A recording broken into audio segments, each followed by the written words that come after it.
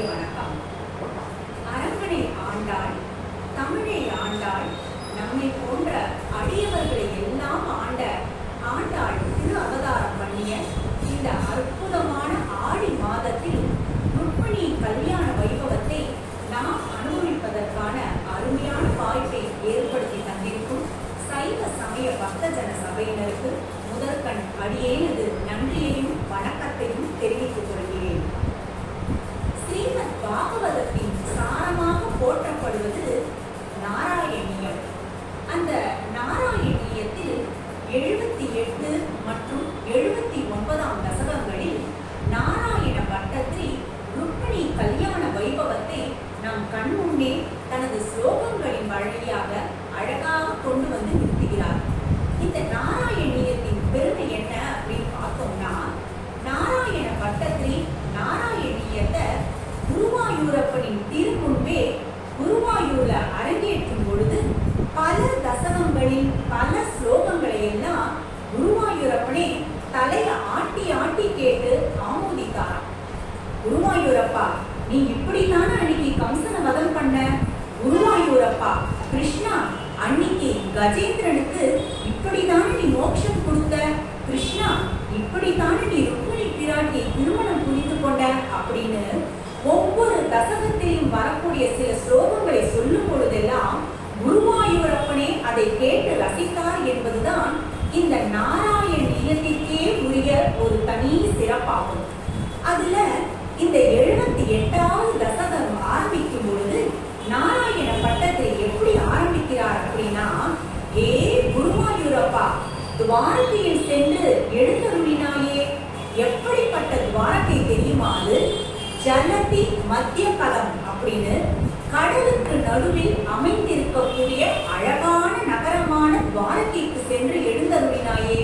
அந்த துவாரகையை அமைத்தவர் யார் அப்படின்னா, தேவர்களுக்கெல்லாம் சிற்பியாக இருக்கக்கூடிய விஸ்வகர்மா அமைத்த அழகான நகரம் அல்லவா அந்த துவாரகை.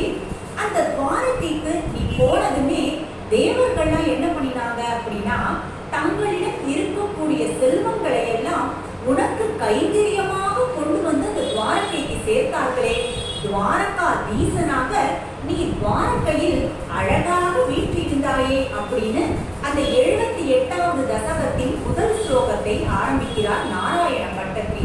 2வது ஸ்லோகத்தில் கண்ணனின் அண்ணனான பலராமனுக்கு நடந்த திருமண வைபவத்தை விவரிக்கிறார். ரேவதன் அப்படிங்கிற அரசன் தன்னுடைய மகளான ரேவதிக்கு யாரை மணமகனாக திருமணம் முடிக்க வேண்டும் என்று பிரம்மதேவனிடம் கேட்க, அப்பொழுது பிரம்மதேவன் ஆதிசேஷ ஸ்வரூபமாகவும் கிருஷ்ணனின் அண்ணனாகவும் இருக்கக்கூடிய பலராமனுக்கு உன்னுடைய பெண்ணை திருமணம் செய்து கொடு என்று சொல்ல, பிரம்மதேவனின் ஆணைப்படி அந்த ரேவதன் என்கிற அரசன், கிருஷ்ணா, குருவாயூரப்பா, உன்னுடைய அண்ணனான பலராமனுக்கு ரேவதியை திருமணம் செய்து முடித்தாரே அப்படின்னு சொல்றார் 2வது ஸ்லோகத்தில். 3வது ஸ்லோகத்தில் இருந்துதான் ருக்மிணி திருமண வைபவம் என்பதே ஆரம்பமாகிறது. என்னன்னு சொல்லி ஆரம்பிக்கிறார் பட்டத்திரி அப்படின்னா, சாக்ஷாத் மகாலட்சுமி ஸ்வரூபமாக விதர்ப்ப தேசத்தில், நாமள நாக்பூர்னு சொல்றோம் இல்லையா, அந்த விதர்ப்ப தேசத்தில் திரு அவதாரம் புரிந்தால் ருக்மிணி பிராட்டி அப்படின்னு சொல்றார். விஷ்ணு புராணத்தில் வரக்கூடிய ஒரு அழகான ஸ்லோகம் அது என்ன அப்படின்னா, நித்யை வேஷா ஜெகன்மாதா விஷ்ணு ஸ்ரீஹி அனபாயினி அப்படின்னு ஆரம்பிச்சு ருக்மிணி கிருஷ்ண ஜென்மனின்னு முடியக்கூடிய ஒரு அற்புதமான ஸ்லோகம்.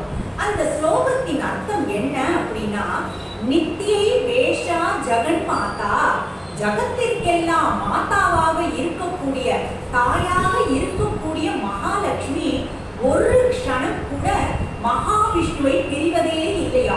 அவள் எப்பொழுதுமே அனபாயினியாக இருக்கிறாள். அபாயம் என்றால் பிரிவது, அனபாயினி என்றால் பிரியாமல் சேர்ந்தே இருப்பது. திரேதா யுகத்தில் மகாவிஷ்ணு ராவணாக அவதாரம் செய்த பொழுது அந்த மகாலட்சுமி ஆனவள் சீதையாக திரு அவதாரம் செய்து ராமனோடவே வந்தாள். அதே போல துவாபர யுகத்தில் அந்த திருமால் கண்ணனாக அவதாரம் செய்த பொழுது ருக்மிணி பிராட்டியாக தாயாரும்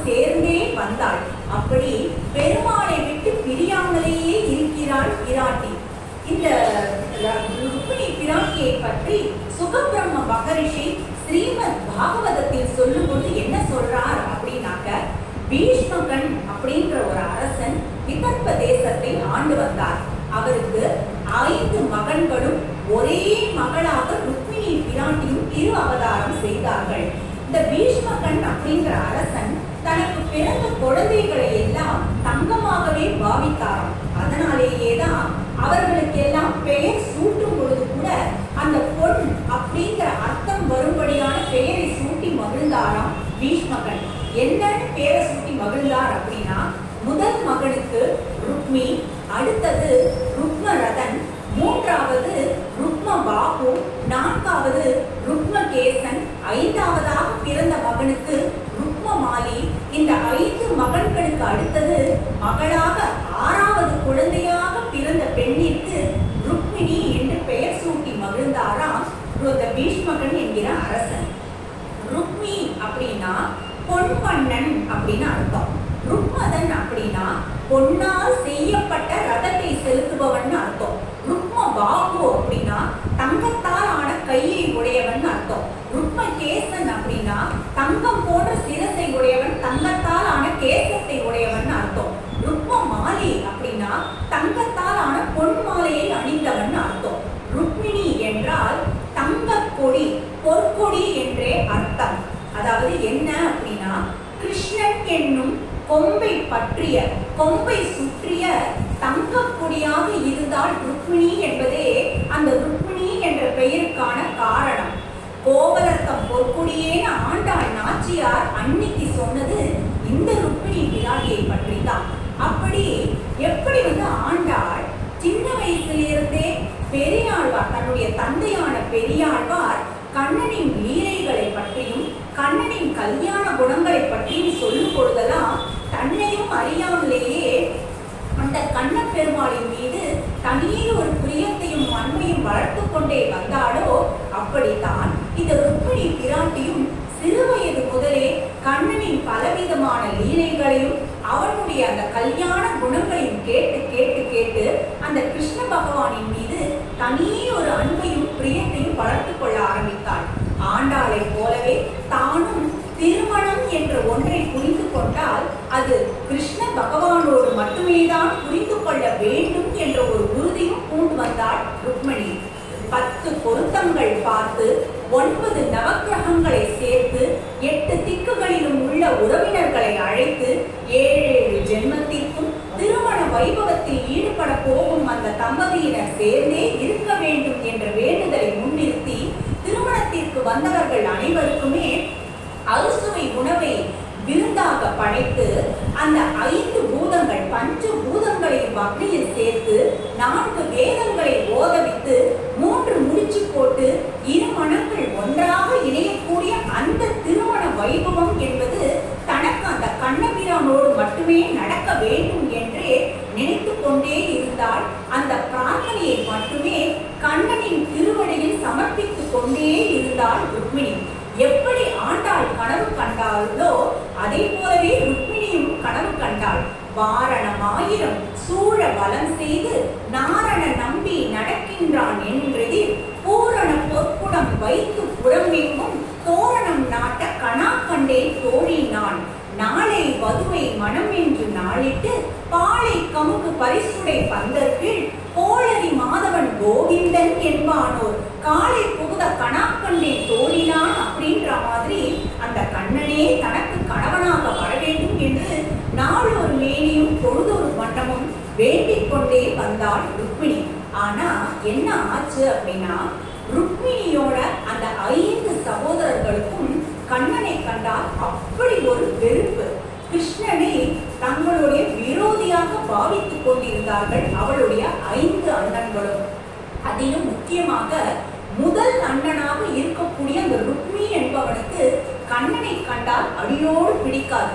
யாரை அவனுக்கு ரொம்ப பிடிக்கும் அப்படின்னா, யாருக்கெல்லாம் கண்ணனை பிடிக்காதோ, யாரெல்லாம் அந்த கண்ணனை விரோதியாக பாவித்துக் கொண்டிருந்தார்களோ அவர்களோடு எல்லாம் நட்பு பாராட்டக்கூடிய ஒருவனாக இருந்தான் அந்த ருக்மி.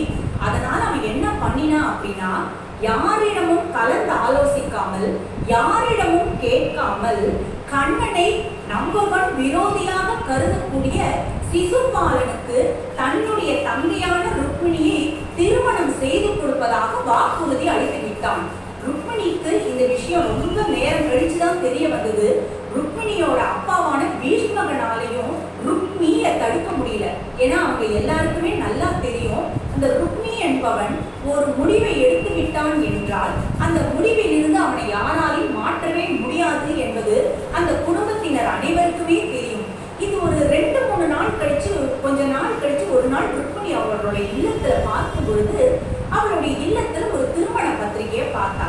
அதுல மணமகள் அப்படிங்கிற இடத்துல ருக்மிணியின் பெயர் இருந்தது, மணமகன் அப்படிங்கிற இடத்துல சிசுபாலனின் பெயர் இருந்தது. அவளுக்கு ரொம்ப தூக்கி வாரி போட்டது. யாரை தான் திருமணம் செய்து கொள்ள வேண்டும் என்று சிறு வயது முதல் ஆசைப்பட்டோனோ அவன் இல்லாமல் அந்த மணமகன் என்கிற இடத்தில் சிசுபாலனின் பெயர் இருக்கிறதே என்று மிகவும் கலங்கி போனாள் ருக்மி. ஆனால் அவளுடைய கலக்கத்தை கேட்கவோ அவளது பயத்தை தெரிவிக்கவோ அவளது குடும்பத்தில் யாருமே இல்லை என்னும் பொழுது அந்த கண்ணனின் கழலடியேதான் தனக்கு கதி என்று நினைத்தாள். உடனேயே அங்கு இருந்த ஒரு தூதுவரை அழைத்தாள் ருக்மிணி. அந்த தூதுவர் யார் அப்படின்னா நாராயண பட்டத்திரி விஜசுதா அப்படின்ற ஒரு பதத்தை அங்கே உபயோகப்படுத்தி கருடாழ்வார் தான் அந்த இடத்துல தூதுவரின் ரூபத்தில் வந்தார் அப்படிங்கிறத நமக்கெல்லாம் காமிச்சு கொடுக்கிறார். கருடாழ்வார பொதுவா க்ஷேமக்காரி அப்படின்ற ஒரு திருநாமம் சொல்லியும் நாம் அழைப்போம். பொதுவாகவே இல்லங்கள்ல திருமண தடை என்பது இருந்தது அப்படின்னா அந்த திருமண தடையை விலக்கி வைக்க கூடியவராக இருப்பவர் கருடாழ்வார் அப்படின்னு நிறைய இடத்துல சொல்லுவாங்க. ஒரு இல்லத்துல தொடர்ந்து திருமண தடைகள் வந்துட்டே இருந்ததுன்னா கருடாழ்வாருக்கு நீங்க தொடர்ந்து அர்ச்சனை பண்ணுங்க, திருமண தடை என்பது தானாக விலகிடும் அப்படின்னு சொல்லுவாங்க. அதற்கு என்ன காரணம் அப்படின்னா புராணங்கள்ல நிறைய இடங்கள்ல தாயாரையும் பெருமாளையும் சேர்த்து வைத்த பெருமை என்பது கருடாழ்வாருக்கு உண்டு. அதனால அந்த இடத்துல தூதுவராக வந்தவர், அந்த தூதுவர் அந்தனராக வந்தது கருடாழ்வாரின் அம்சமே என்று சொல்லக்கூடிய ஒரு கோடிட்டு காட்டுகிறார் நாராயண பட்டத்திரி. ருக்மிணி என்ன செய்தாள் அப்படின்னா தன்னுடைய மன குமுறலை எல்லாம் ஒரு கடிதமாக எழுதி கொட்டி அதை அந்த தூதுவரை அழைத்து, தூதுவரே இந்த கடிதத்தை கொண்டு போய் கண்ணன் கிட்ட கொடுத்துடுங்க அப்படின்னு சொன்னார். ஏன் அவ கருடாழ்வாரை தேர்ந்தெடுத்தா அப்படிங்கிறதுக்கு புராணத்துல சொல்லக்கூடிய ஒரு 2 அழகான நிகழ்வுகளை பார்க்கலாம். நாம நாச்சியார் கோவில்ங்கிற இடம் நம்ம நிறைய பேர் கேள்விப்பட்டிருக்கோம். இந்த கும்பகோணம் பக்கத்துல இருக்கு. அந்த இடத்துல ரொம்ப கம்பீரமாக கல்யாண கருடனாக கருடனாக வீற்றிருக்கும் அற்புதமான கருடாழ்வாரை இன்னைக்கும் நம்மளால சேவிக்க முடியும். அந்த இடத்துல அந்த கருடன் அப்படி இருப்பதற்கு பின்னாடி ஒரு சுவாரஸ்யமான நிகழ்வு ஒன்று இருக்கிறது. திருமகள் ஒரு நாள் என்ன பண்ணினா அப்படின்னா வைகுண்டத்தில் இருந்து தன்னுடைய லீலையின் ஒரு பகுதியாக வைகுண்டத்தை விட்டு பூலோகத்திற்கு வந்தாலும். என்ன காரணம் அப்படின்னா பூலோகத்தில் இருந்த மேதாவி மகரிஷி என்பவர் திருமகளே தனக்கு மகளாக பிறக்க வேண்டும், தனக்கு மகளாக வர வேண்டும், அந்த திருமாலே தனக்கு மாப்பிள்ளையாக வர வேண்டும் என வேண்டிக் கொண்டிருந்தாராம்.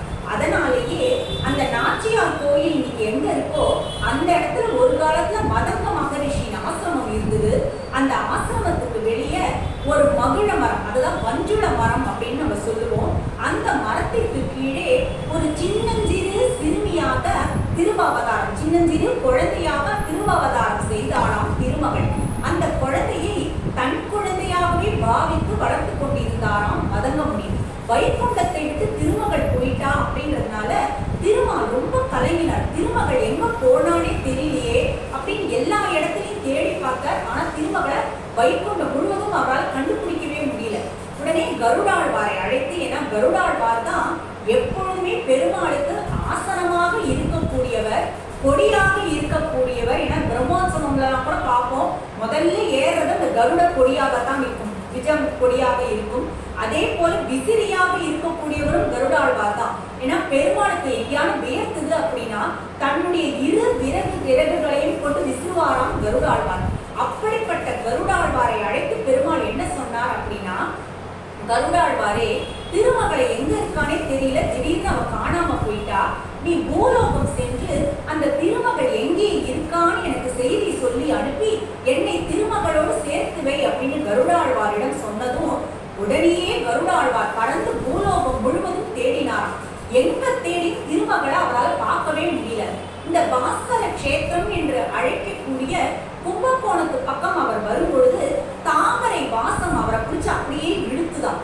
தாமரையில் வாசம் செய்பவள் மகாலட்சுமி, தாமரை வாசத்தையே தன்னுடைய விலாசமாக கொண்டிருப்பவள் திருமகள் என்பது கருடாழ்வாருக்கு நன்றாகவே தெரியும்.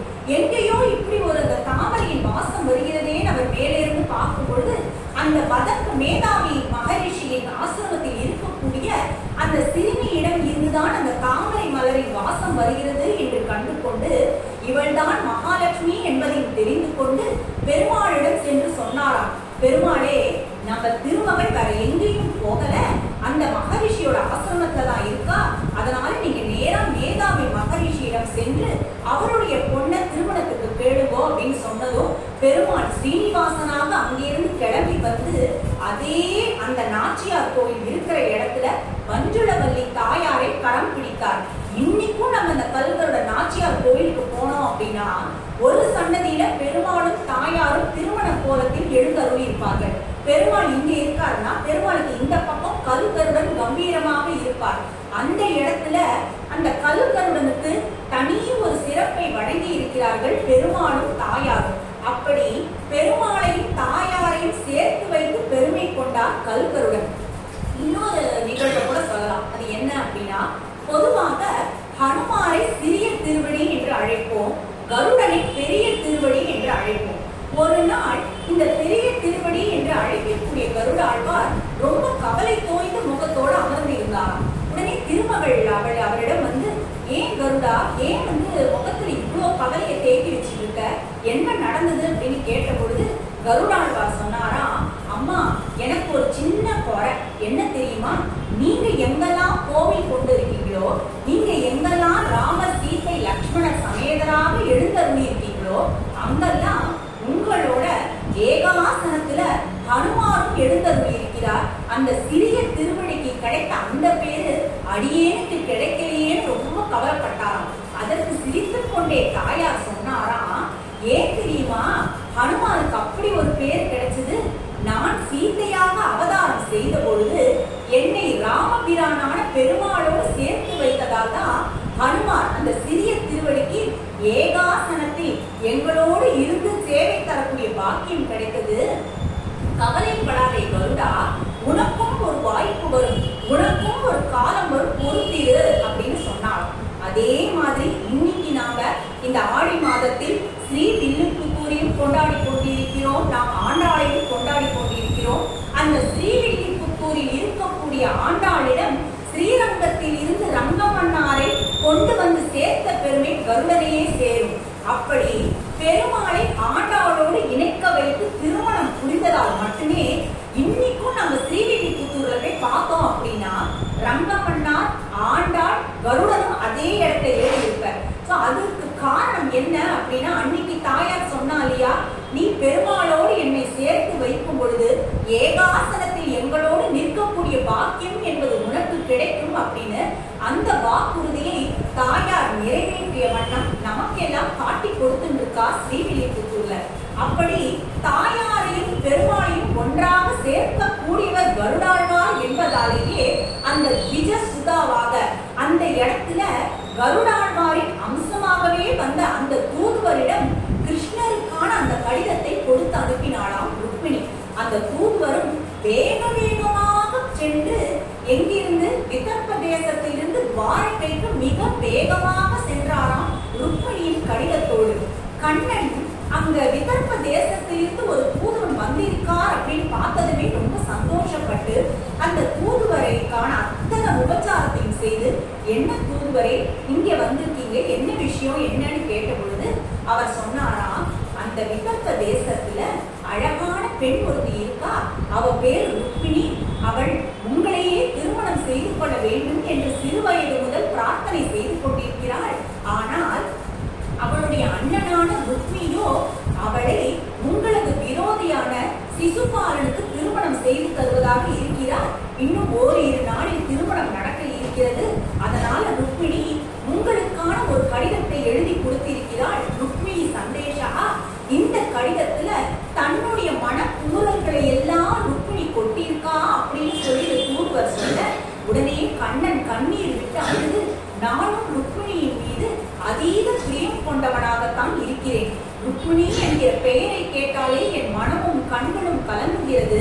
அவ அந்த சந்தேஷத்துல அந்த கடிதத்துல என்ன எழுதியிருக்காளோ நீங்க படிங்கோன்னு சொல்ல, உடனேயே புவன சுந்தரா அப்படின்னு ஆரம்பிக்கக்கூடிய அந்த ருக்மிணி சந்தேஷத்தை கருடாழ்வாரின் அம்சமாக வந்திருக்கக்கூடிய அந்த தூதுவர் படிக்க, அந்த 7 ஸ்லோகங்கள் நிரம்பிய அந்த கடிதத்தை படித்து முடித்ததுமே அந்த கடிதத்துல அப்படி உருகி உருகி ருக்மிணி எழுதியிருந்தாளாம். ஹே குருவாயூரப்பா, அன்னைக்கு அவ எப்படி கடிதம் எழுதியிருந்தா தெரியுமா?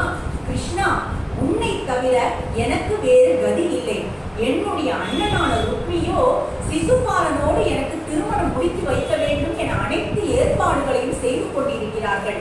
ஆனால் நான் திருமணம் என்ற ஒன்றை புரிந்து கொண்டால் அது உன்னோடு மட்டுமே தான் புரிந்து கொள்ளக்கூடிய ஒரு நல்ல வாக்கியத்தை எனக்கு நீ அருள்வாயாக. இந்த அபலையை நீதான் காக்க வேண்டும். உன்னை தவிர என்னை காப்பாற்றுவதற்கு யாருமே இல்லைன்னு கதறி கதறி உருகி உருகி அந்த கடிதத்துல ருக்மிணி எழுதியிருந்தாள். அதை கேட்டதுமே கண்ணனுடைய மனசு அப்படி கலங்கி போச்சான். என்ன சொன்னார் அப்படின்னா, அந்த தூதுவரிடம், கவலைப்படாதீங்கோ, இப்பவே நாம கிளம்பி ருக்மிணி இருக்கக்கூடிய விதர்ப்ப தேசத்திற்கு போவோம். அந்த திருமணத்தை எப்படியாவது நிறுத்தி நானே ருக்மிணியின் கையை பிடிப்பேன், அது உறுதி அப்படின்னு சொல்லி கண்ணன் அந்த தூதுவனோடு சேர்ந்து தேரேறி செல்கிறார். இந்த தேரேறி செல்கிறார் அப்படிங்கிற அந்த ஒரு நிகழ்வோட தன்னுடைய 78வது தசகத்தை நிறைவு செய்கிறார் நாராயண பட்டத்தில். அப்படி அவர் நிறைவு செய்யும் பொழுது ஒரு விஷயத்த சொல்றார். அது என்ன அப்படின்னா, இந்த தசகம் முடிவடையும் பொழுது குருவாயூரப்பா, நான் உன்னிடம் என்ன பிரார்த்திக்கிறேன் தெரியுமா? எனக்கு வரக்கூடிய பெரிய பெரிய ஆபத்துகளில் இருந்து என்னை நீ காப்பாற்ற வேண்டும். எனக்கு எப்பொழுது எந்த ரூபத்தில் ஆபத்து வரும் என்றே தெரியாது அப்படின்னு பிரார்த்திக்கிறார். இந்த 78வது தசகத்தை நாம படிச்சாலும் சரி அல்லது நாம கேட்டாலும் சரி, நமக்கு தெரியாமலேயே, நாம் அறியாமலேயே நம்மிடம் வரக்கூடிய ஆபத்துக்கள் அனைத்தும் நீங்கும் என்பது சர்வ உண்மை, சர்வ நிச்சயம். அந்த ஆபத்துக்களை எல்லாம் ஆபத்தாந்தவனாக நின்று அந்த கண்ணனே களைவான் என்பதே உறுதி. இப்படி 78வது தசகம் முடிஞ்சு போச்சு.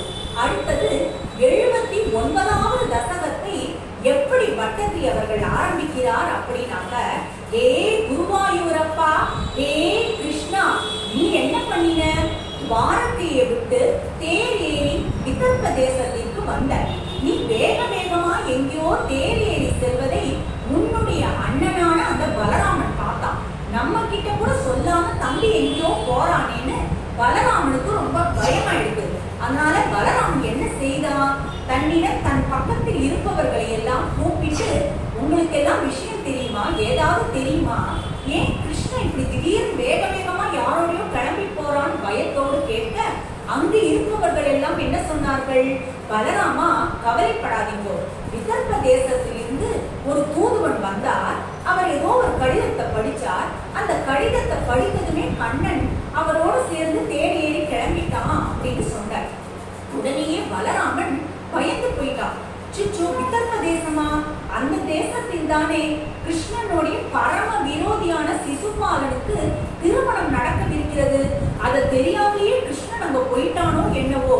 கிருஷ்ணன் அங்க போனா அப்படின்னாக்க சிசுபாலன் அவனை துன்புறுத்துவானே அப்படின்னு கவலைப்பட்டாராம் பலராமன். ஹே மாதவா, ஹே ராமானுஜா அப்படின்னு கிருஷ்ணரை அழைக்கிறார் குலசேகர ஆழ்வார் தன்னுடைய முகூர்த்த மாலையில். ராமானுஜா அப்படின்னு கிருஷ்ணரை அவர் ஏன் அழைக்கிறார் அப்படின்னு நமக்கெல்லாம் தோணும். அனுஜன் அப்படின்னா தம்பி, ராமானுஜர் அப்படின்னா ராமரின் தம்பியான லக்ஷ்மணரை தான் நம்ம பொதுவாக சொல்லுவோம். ஆனா இந்த இடத்துல ராமானுஜா அப்படின்னு ஏன் அவர் கிருஷ்ணரை அழைக்கிறார் என்றால், பலராமனின் தம்பியான கிருஷ்ணன் என்பதால், பலராமனின் அனுஜன் கண்ணன் என்பதால் ராமானுஜா என்றே அழைத்து சந்தோஷப்பட்டாராம் அந்த குலசேகர ஆழ்வார்.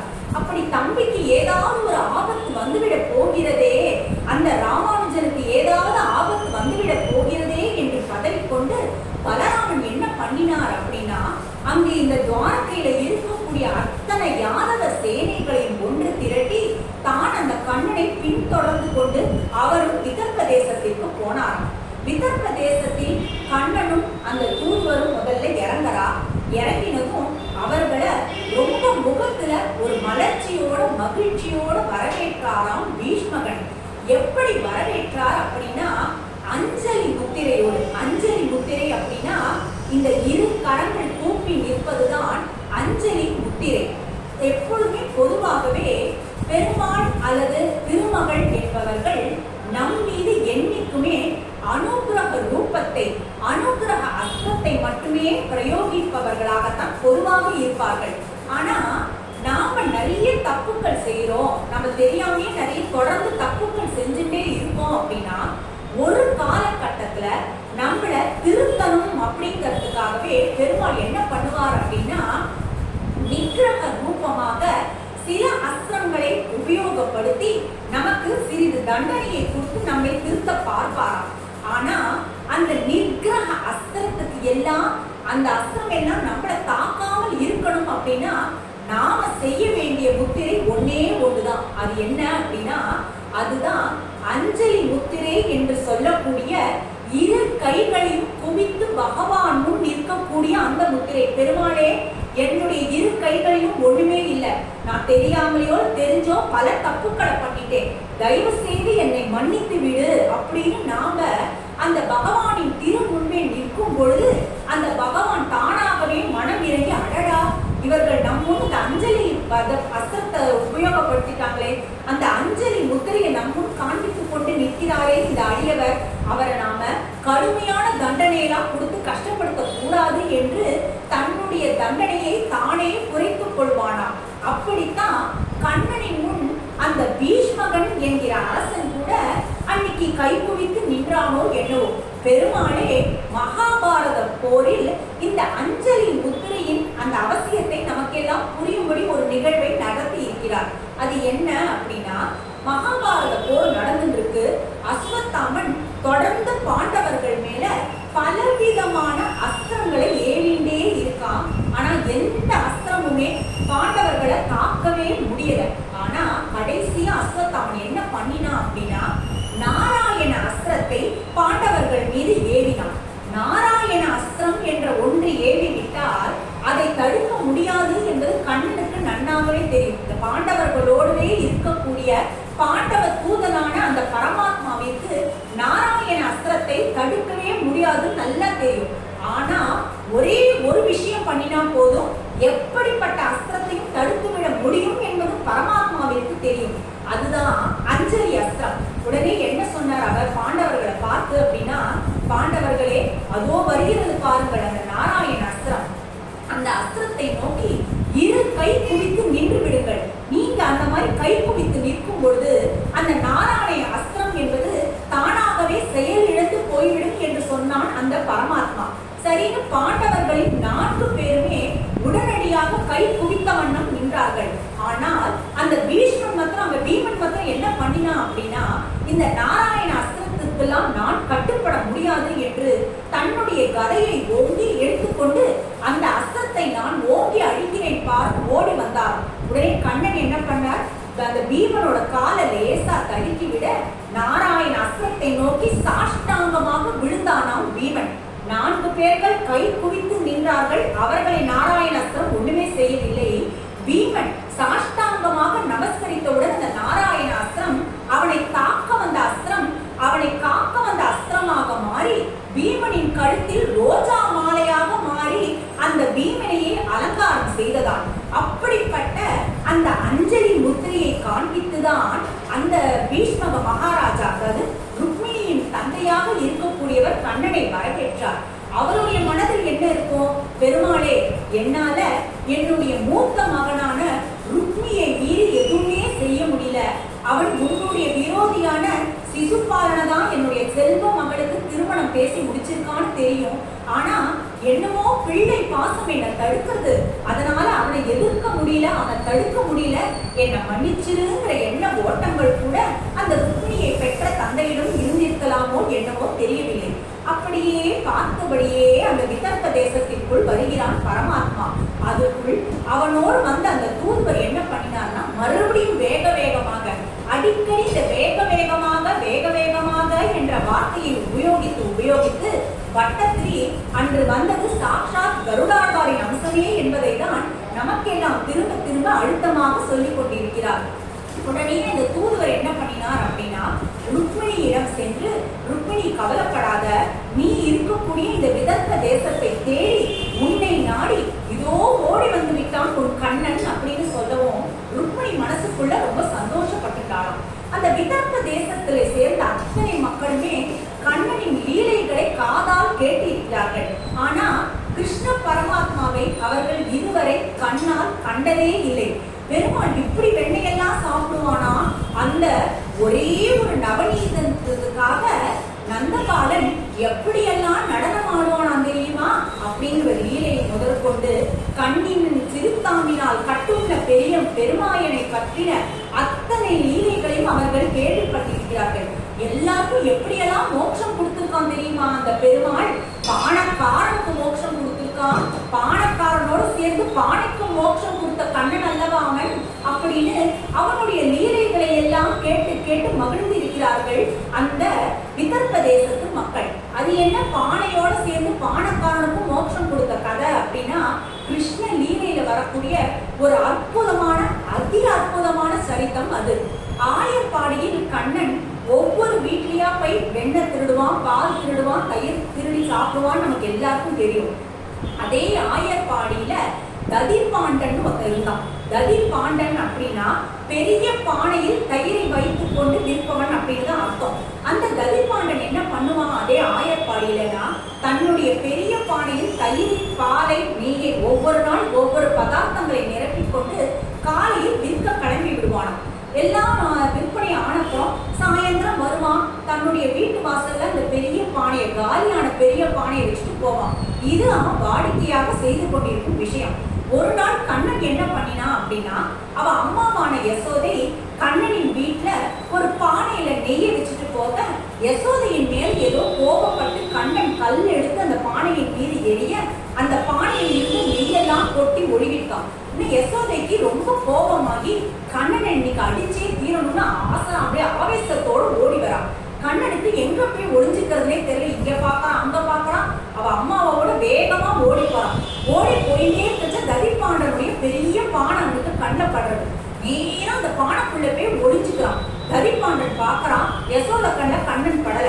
ததிர்பாண்டன் சொல்றான், ஏ கண்ணா, அதுல பாலோ தயிரோ நெய்யோ வெண்ணையோ இருக்குன்னு நினைச்சு நீ தப்பி தவறி அந்த பானையில குதிச்சுட்ட. அதுல ஒண்ணுமே இல்ல, அது காலி பானை அப்படின்னு ததிர்பாண்டன் சொல்ல, கிருஷ்ணன் சொல்றான், அது காலி பானைன்னு தெரிஞ்சுதான் நான் அதுல குதிச்சேன். என்னுடைய அம்மா யசோதை என்னை துரத்தின் வரா. ஏ ததிர்பாண்டா, எனக்காக நீ ஒரே ஒரு உதவி பண்ணு. எங்க அம்மா வந்து என்னை கேட்பா கண்ணன் எங்கன்னு. அவன் எங்கன்னு தெரியலையே, இந்த பக்கம் வரவே இல்லையே, நான் அவனை பார்க்கவே இல்லையேன்னு நீ எனக்காக சொல்லணும் அப்படின்னு பொய்யிலேயே பிறந்து பொய்யிலேயே வளர்ந்த அந்த புண்ணியன் அந்த ததிர்பாண்டனுக்கு எப்படி பொய் சொல்லணும்னு சொல்லி கொடுத்தான். சரி ஏதோ கேட்கலாம் கண்ணன்னு சொல்லிட்டு, சரி நான் உன்னை நீ காப்பாத்துறேன்னு ததிர்பாண்டனும் வாக்குறுதி கொடுத்து விட, கண்ணன் ஜோராக அவனுடைய பானைக்குள் போய் உட்கார்ந்து கொண்டான். ததிர்பாண்டனும் கண்ணனை காப்பாற்ற வேண்டும் என்பதற்காகவே கண்ணன் எந்த பானைக்குள்ள போனானா அந்த பானை மேல ஏறி உட்கார்ந்துட்டானா. யசோதா ஒரு கொம்பு எடுத்துன்னு வரா. ஏ ததிர்பாண்டா, இங்க வந்தானா அந்த கிருஷ்ணன்? இப்பதான் எங்க வீட்டுல நான் ஆசாசியா காய்ச்சி வச்சிருந்த நெய்யெல்லாம் உடைச்சிட்டு போயிருக்கான். இந்த பக்கம் வந்தானா சொல்லு அப்படின்னு கேட்டதும், ததிர்பாண்டன் கண்ணனுக்கு கொடுத்த வாக்குறுதியை மீறக்கூடாது என்பதற்காக, அம்மா கிருஷ்ணன் வரவே இல்லையே, நானே அவனை பார்த்து ரொம்ப நாள் ஆச்சு, அவன் வந்தானா ஆசாசியா பாலை கொடுக்கலாம், தயிரை கொடுக்கலாம், வெண்ணெயை கொடுக்கலாம், நானே காத்துட்டு இருக்கேன். நீங்க கண்ணனை பார்த்தா இந்த ததிர்பாண்டனை கொஞ்சம் ஞாபகம் வச்சு என் வீட்டுக்கு வர சொல்லுங்கோ அப்படின்னு சொன்னானா. உடனே யசோதையும் ததிர்பாண்டன் சொன்ன வார்த்தையை நம்பி கிளம்பிட்டானாம். யசோதையின் கால் சலங்கை சத்தம் மறையவே பானைக்குள் இருந்து கண்ணன் குரல் கொடுத்தானா. ஏ ததிர்பாண்டா, எங்க அம்மா கிளம்பிட்டாலியா, இப்போ நீ எழுந்து பானையை விட்டு எழுந்துட்டு எனக்கு விடுதலை கொடுன்னு கண்ணன் கத்தினானாம். அதுக்கு ததிர்பாண்டன் சொன்னானா, உனக்கு நான் விடுதலை கொடுப்பது இருக்கட்டும், எனக்கு இந்த சம்சார சாகரத்தில் இருந்து நீ விடுதலை கொடுப்பேன்னு வாக்குறுதி கொடு, அப்ப நான் கண்ணன் சிரிச்சான். என்ன ததிப்பாண்டா, நான் ஒரு சாதாரண ஆடு மாடு மேய்க்கக்கூடிய சிறுவன், என்னை பார்த்து நீ இந்த சம்சார சாகரத்திலிருந்து விடுதலை கொடுன்னு கேட்கிறியே, என்னால எப்படி அது சாத்தியம்னு கண்ணன் சொல்ல, கண்ணா மத்தவங்களுக்கு வேணா உன்னை தெரியாம இருக்கலாம், நீ செய்த பல லீலைகளையும் இந்த ஆயர்பாடியிலேயே நீ எத்தனை பேருக்கு மோட்சம் கொடுத்தன்ற கதையும் எனக்கு தெரியும். எனக்கு நீ மோட்சம் கொடுப்பேன்னு நீ வாக்குறுதி கொடுத்தால் மட்டுமே உனக்கு நான் அந்த பானையிலிருந்து விடுதலை கொடுப்பேன்னு கதிப்பாண்டன் சொல்ல, சரி சரி உனக்கு மோட்சம் தந்தேன் அப்படின்னு கண்ணன் சொல்ல, சரின்னு கதிப்பாண்டன் அந்த பானையை விட்டு இறங்கி வெளியில வந்தான். அந்த பானையை விட்டு குதிச்சு வந்து கண்ணனை வெளியேற்றினான். அப்புறம் கதிப்பாண்டன் சொன்னான், கண்ணா நீ எனக்கு மோட்சம் தரேன்னு சொல்லிட்டு ரொம்ப நன்றி. ஆனா இந்த பானை இருக்கு பாரு, இந்த பானை என்னோட சிறு வயது முதல் என்னோடவே வளர்ந்து கொண்டிருக்கு. என்னுடைய வாசம் சுவாசம் எல்லாமே இந்த பானை தான். நீ கொடுத்தான்னு சொல்லி நான் வைகுண்ட லோகம் போயிட்டேன்னா இந்த பானையோட அருமை யாருக்குமே தெரியாது. அந்த பானையை போட்டு எல்லாரும் சுக்கு நூறா உடைச்சிருவாங்க. அந்த மாதிரி அந்த பானையை யாரும் செய்யக்கூடாது. எனக்கும் சேர்த்து அந்த பானைக்கும் நீ மோட்சம் அளிக்க வேண்டும்னு கேட்டானா கதிப்பாண்டன். சிரிச்சானா கண்ணன். அது ஒரு உயிரற்ற பொருள், அதற்கு எப்படி நான் மோட்சம் தர வேண்டும்னு சொல்ல, இல்ல இல்ல கதிப்பாண்டன் மட்டும் வைகுண்ட லோகத்திற்கு போனான்னு இருக்கவே கூடாது. கதிப்பாண்டன் எப்படி போனா வைகுண்ட லோகத்திற்கு? கதிப்பாண்டன் தன்னுடைய பானையை வைத்துக் கொண்டே மோட்சம் போனான்னு தான் இருக்கணும். அந்த பானைக்கும் நீ மோட்சம் கொடுக்க வேண்டும், அப்படி ஒரு உறுதியை கொடுத்து கேட்டானா கதிப்பாண்டன். அப்படியே சரி என்று கண்ணன் சொல்ல, புஷ்பக விமானம் வர கண்ணனின் கண் எதிரிலேயே கதிப்பாண்டன் அந்த பானையை எடுத்துக்கொண்டே வைகுண்ட லோகம் போனானாம்.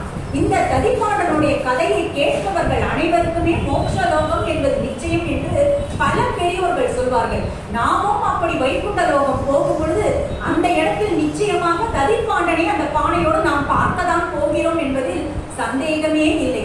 இப்படி கண்ணன் செய்த பல பல லீலைகளை கேட்டு மகிழ்ந்திருக்கும் அந்த விதர்ப்ப தேசத்து மக்கள் முதல் முறையாக கிருஷ்ண பரமாத்மாவை பார்க்கிறார்கள். அதரம் மதுரம், வதனம் மதுரம், சரித்தம் மதுரம், சரீரம் மதுரம், இவன் நடை மதுரம், அவனுடைய குடல் மதுரம், அவன் கண் மதுரம், அவன் கண்ணம் மதுரம்னு இவ்வளவு அழகா புவன சுந்தரனா உலக அழகனா இந்த கிருஷ்ண பெருமாள் இருக்கும் பொழுது அவனை விட்டுட்டு இந்த ருக்மி போயும் அந்த சிசுபாலனோட எங்களோட ராசாத்தியான அந்த ருக்மிணியை கல்யாணம் பண்ணி தரணும்னு முடிவெடுத்திருக்கானேன்னு விதர்ப்ப மக்கள் எல்லாரும் அன்னைக்கு ராத்திரி முழுக்க புலம்பி தள்ளினார்களாம். அதை எப்படி தடுக்கிறதுன்னு நம்மளால தெரியலையே. கண்ணா நீ பெருமாள் தான், சாட்சாத் அந்த பரபிரம்மம் நீதான் எங்களுக்கு எல்லாம் தெரியும். முன்கிட்டயே நாங்க பிரார்த்தனை வைக்கிறோம், தயவு செய்து எங்கள் ருக்மிணியை எப்படியாவது காப்பாற்றி நீ திருமணம் புரிந்து கொள் அப்படின்னு அந்த விதர்ப்ப தேசத்து மக்கள் அனைவருமே அன்று இரவு முழுவதுமே தூங்காமல் அந்த கண்ணனை நோக்கியே பிரார்த்தனை செய்து கொண்டிருந்தார்களாம். அடுத்த நாள் பார்த்தா விடிகிற நேரத்துல ருக்மிணிக்கு சிசுபாலனுக்கு கல்யாணம் நடக்க இருக்கு. ஆனா ருக்மிணியோட அந்த குல வழக்கப்படி என்ன அப்படின்னா, திருமணம் புரிந்து கொள்வதற்கு முதல் நாள் அவங்க என்ன செய்வாங்க அப்படின்னா, அவர்களுடைய குல தெய்வமான பார்வதி தேவியின் கோவிலுக்கு சென்று வழிபடுவது என்பது அவர்களுடைய குல வழக்கமாக இருந்தது. அதனால ருக்மிணி என்ன பண்ணினா அப்படின்னாக்க, அழகா தன்னை அலங்கரித்துக் கொண்டு, ஏன்னா அடுத்த நாள் திருமணம் செஞ்சுக்க போற பொண்ணுன்றதுனால கூடுதலாக அவளுக்கு பலவிதமான ஆடைகளையும் ஆபரணங்களையும் கூட்டி அழகு பார்த்தா அவளோடு இருந்த தோழிகள் அனைவருமே, நல்ல பெண் உறவினர்கள் அனைவரும் புடைசூழ, தோழிகள் அனைவரும் புடைசூழ, ருக்மிணியானவள் தன்னுடைய குல தெய்வமான பார்வதி தேவியின் கோவிலுக்கு செல்கிறாள். அந்த கோவிலுக்கு அவ போயிருக்கா அப்படின்னு தெரிந்ததுமே அவளுடைய அழகை கேள்விப்பட்ட பல நாட்டு மன்னர்களும் அவளை பார்க்க வேண்டும் என்பதற்காகவே அந்த நடு இரவிலும் வந்து அவளை பார்த்தார்களாம். அவளோ பார்வதி தேவியின் அந்த காலடியில தன்னுடைய பிரார்த்தனையை முன்வைக்கிறார். அந்த வசுதேவர் தான் எனக்கு, அந்த வசுதேவரின் மைந்தன் தான், வசுதேவரின் மைந்தனான அந்த வாசுதேவன் தான் எனக்கு கணவனாக வர வேண்டும். நாளை காலையில் சிசுபாலனோடு எனக்கு நடக்க இருக்கும் திருமணத்தை நீ எப்படியாவது தடுத்து விடு தேவி அப்படின்னு மனமுழுங்க பிரார்த்தனை பண்ணி கொண்டிருக்கும் பொழுது அந்த அரசர்களின் கூட்டம் அந்த இடத்துல இருந்தது இல்லையா, அந்த கூட்டத்தோடு கூட்டமாக கண்ணனும் அங்கே நின்று இருந்தான். கண்ணன் அங்கே நின்று இருப்பதை ருக்மிணியும் பார்த்து விட்டால், கண்ணனும் ருக்மிணியை பார்த்து விட்டான். உடனேயே கண்ணன் மெதுவாக ருக்மிணியை பார்த்து, இந்துமுகி, அதாவது சந்திரனை போல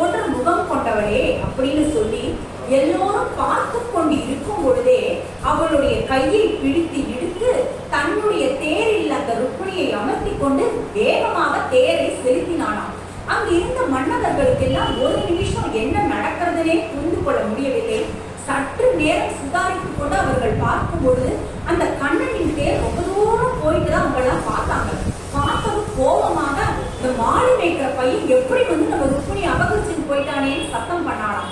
அதற்குள்ள ருக்மிணியானவன் எப்படியாவது கண்ணனின் தேரை தடுத்து விட வேண்டும், தன்னுடைய ருக்மிணியை தான் சொன்னபடியே சிசுபாலனுக்கே திருமணம் செய்து கொடுக்க வேண்டும் என்று வேகமாக ஒரு பைபாஸ் ரோடு நம்ம சொல்லுவோம் இல்லையா, அந்த மாதிரி பாதி வழியில கண்ணனின் தேரை தடுத்து நிறுத்தினான்.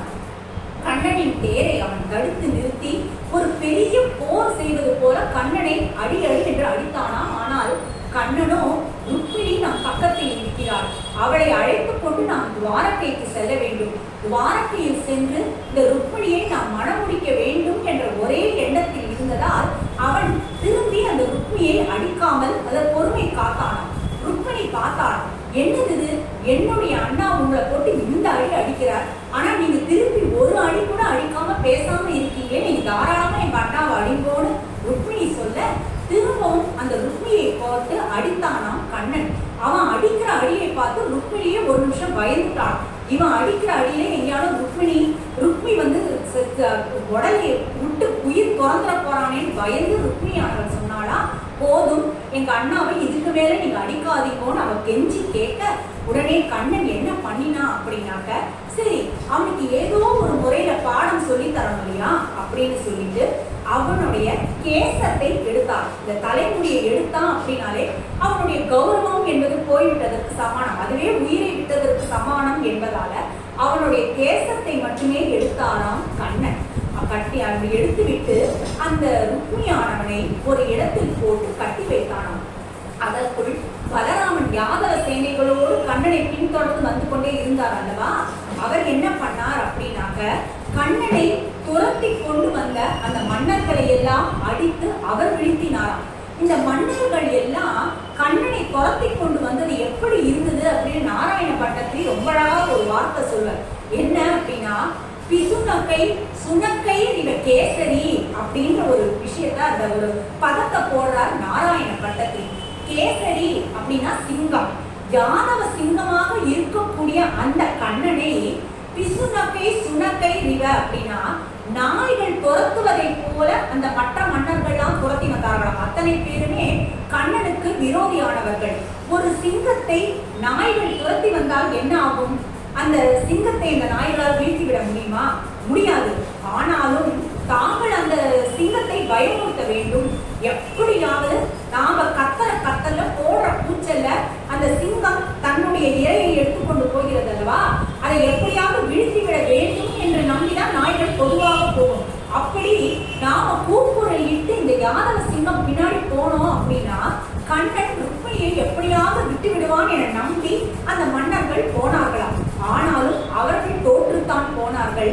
யாரிடம் தோற்று போனார்கள் அப்படின்னா, ராமானுஜனுக்காக வந்தானே அந்த பலராமன், அந்த பலராமனிடம் இவர்கள் அனைவருமே தோற்று போனார்கள். கடைசியில் என்ன ஆச்சு அப்படின்னா, ருக்மிணிய கட்டி போட்டான் கண்ணன். அதற்கப்புறம் பலராமன் சொல்றான், நீ ருக்மிணிய துவாரகைக்கு கூட்டிக் கொண்டு போய் அங்க ஜாம் திருமணம் நடத்தி கொள்ள போகிறாய். அந்த சமயத்துல ருக்மிணியின் அண்ணனை இப்படி கட்டி போடுவது என்பது முறையா, இது சரியா அப்படின்னு பலராமன் கேட்க, சரி அண்ணன் சொல்லிவிட்டானே என்பதற்காக ருக்மிணியின் கட்டையெல்லாம் அவிழ்த்து அவனையும் விடுதலை செய்து சந்தோஷமாக ருக்மிணியோடு துவாரகைக்கு சென்று திருமணம் புரிந்து கொண்டானாம் கண்ணன். அவன் திருமணம் புரிந்து கொண்ட அந்த அழக நாச்சியார் திருமொழியில ஒரு அற்புதமான பாசுரத்தின் வழியாக ஆண்டாள் நமக்கெல்லாம் சொல்லி காமிக்கிறார். அது என்ன அப்படின்னா, கண்ணால கோடித்து கண்ணி தன்னை கைப்பிடிப்பான், கண்ணாலம் கோடித்து கண்ணி தன்னை கைப்பிடிப்பான், இன்னார்ந்திருந்த சிசுபாலன் தேசடிந்து அண்ணார்ந்திருக்கவே ஆங்கவளை கைப்பிடித்த பெண்ணாளன் பேணுமோ பேரும் அரங்கமே அப்படின்னு அங்க எல்லாம் அண்ணாந்து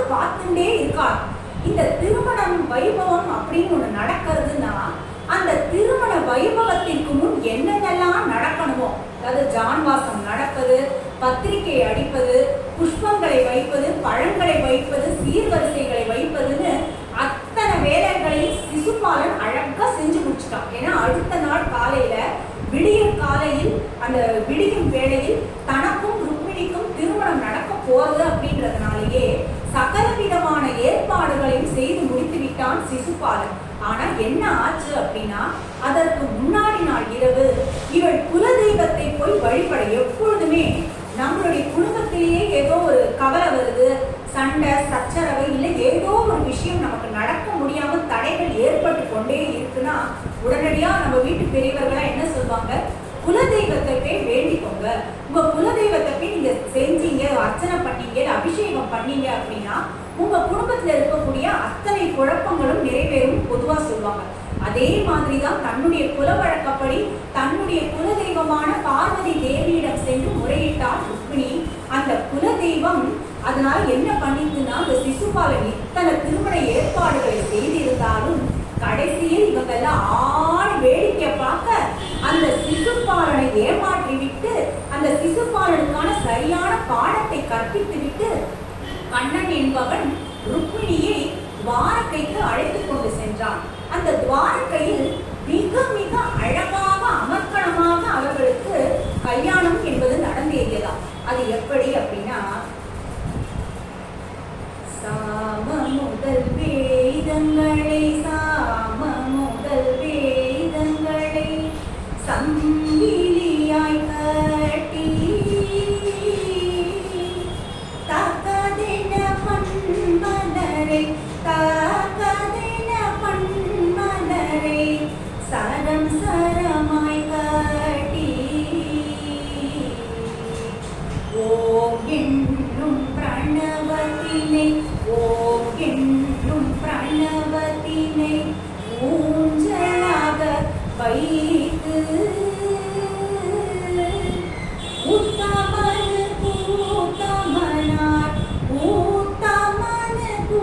ஊத்தமனார் ஆடிரூஞ்சல் லாலி. ஒரு பிடி இல்லாவலுக்கென்று உள்ளந்தனை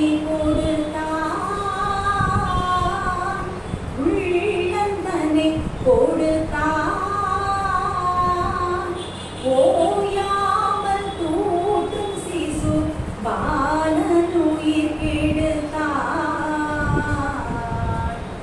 அரவமுடி மேல் நின்று அபிநயங்கள் பிடித்தான்.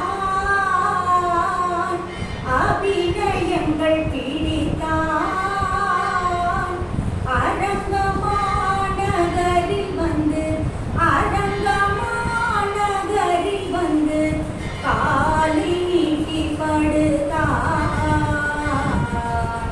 லாலி